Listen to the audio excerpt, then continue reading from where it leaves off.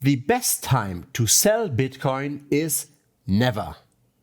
We all know this is BS. We all know that Bitcoin at times gets very, very heated, and then it can drop 70%, 80%, even more than 80%. We've seen this time and time again in the past. Some people even say there is a 4-year cycle, etc. We don't even have to go that far. We don't have to anticipate how high Bitcoin can go or how long these cycles take. We can take way easier measurements, way easier indicators to find out how much attention is there currently on Bitcoin. Because what's the cycle in general? How does this all develop?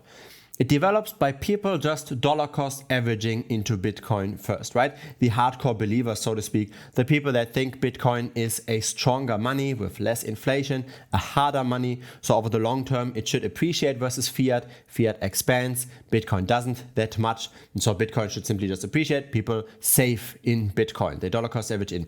So the liquid supply of Bitcoin on the market, in the order books, in the liquidity pool, etc., it shrinks, right? There's less and less liquid supply. That means whoever gets in and whoever buys more pushes up the price further and further. Now, as the price creeps up slowly, this tends to generate attention, right? When suddenly Bitcoin is very close to its prior all-time high, the media jumps in, and suddenly all this attention from people that are rather far away from Bitcoin, they start jumping in. And that's then when all the hype starts, and that's then when it makes sense to sell.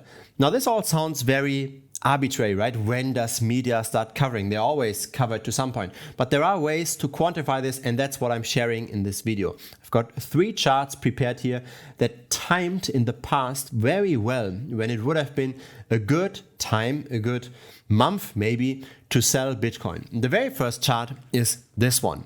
It's the number of Bitcoin tweets.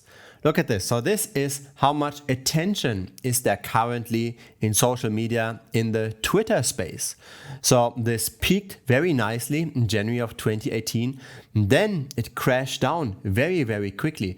There seems to be some data glitch here. So in 2 points, we don't have much data, but we can see these cycles in the attention, right? And this is very, very steady as this is growing.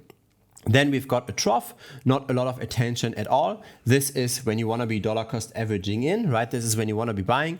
And then this peaks up again. There is a little bit of a spike here during the Corona crash because Bitcoin went down by like 50%. This also generates some kind of hype. But the real hype, right? The real attention starts once the price creeps up higher again. And in January of 2021, Bitcoin was already at 40K. So it doubled compared to the prior all-time high. But this was not yet the peak in terms of number of tweets, right? In terms of number of tweets, it took a bit longer until we overtook the prior peak. And now we are, of course, at a higher level because there are people that simply just watch Bitcoin all the time, that produce a lot of content around Bitcoin, such as this channel. So, of course, the new levels after a peak are elevated. But what I expect is that with the next bull run, we will see even higher numbers of tweets. So this is the first thing to watch out for, right? How much social media attention is there?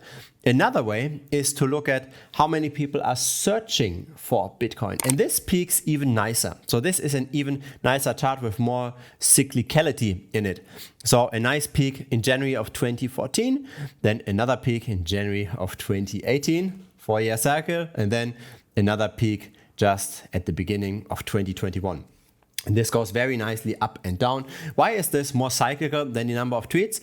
It's because the people that invest in Bitcoin, that hold over the long term, they simply continue following Bitcoin, right? And they might be tweeting about this.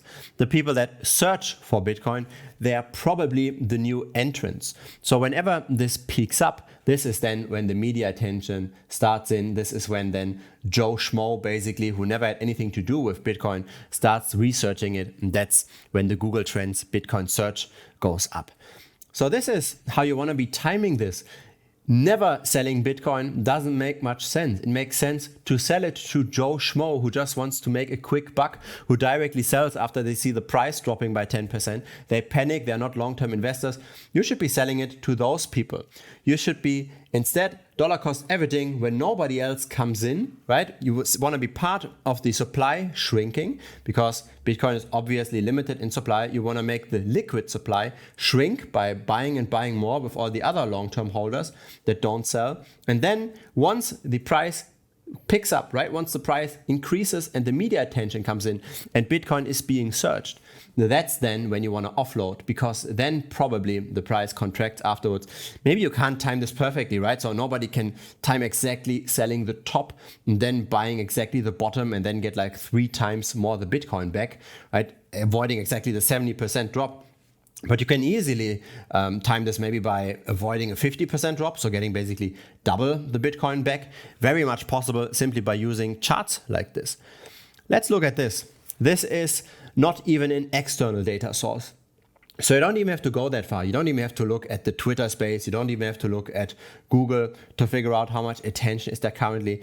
You can simply just look at how many transactions are being done or how much demand for transactions is there currently. And one way to look at this is simply how high is the bidding war in order to get one transaction through. Because there is a limited supply, so to speak, of transactions that Bitcoin can process, right? There's only so many transactions Bitcoin can process. And when there's a lot of eyes on Bitcoin, the fees per transaction go up, right? In order to get your transaction processed, then to jump ahead of the queue, you have to pay more per transaction. And so you can plot this as well. You can figure out how much does a transaction cost. And it normally only goes up when Joe Schmo arrives. Look at this, right? January of 2018, a nice peak. And then again, we saw this picking up in January of 2021. This is not perfect, right? This is simply just a rough guesstimate. This is a 7-day moving average. So you can average this out a bit more, maybe over 30 days, maybe over 60 days, depending on how long your time horizon is. But this is when you want to be selling. You want to be selling when people tweet about it. You want to be selling when people Google it. You want to be selling when people bid each other up to get their transaction through. There is a time to sell Bitcoin. Most of the time, it makes sense to dollar cost average in because of the tokenomics, right? Let long-term tokenomics do their magic. But if there's a way to avoid those 70-80% crashes, and I think there is, then why not take advantage of this? Why, especially when you've got a lot of your wealth in such a volatile asset, why endure all of this volatility? This is not random. The crypto market is not 100% efficient. This is not like the stock market where there's a lot of quants in there that move tons of billions of dollars that really figure out how much could a company make profits in the future, etc. This is way more speculative. There are way more retail people in here. There's way more mass psychology involved here.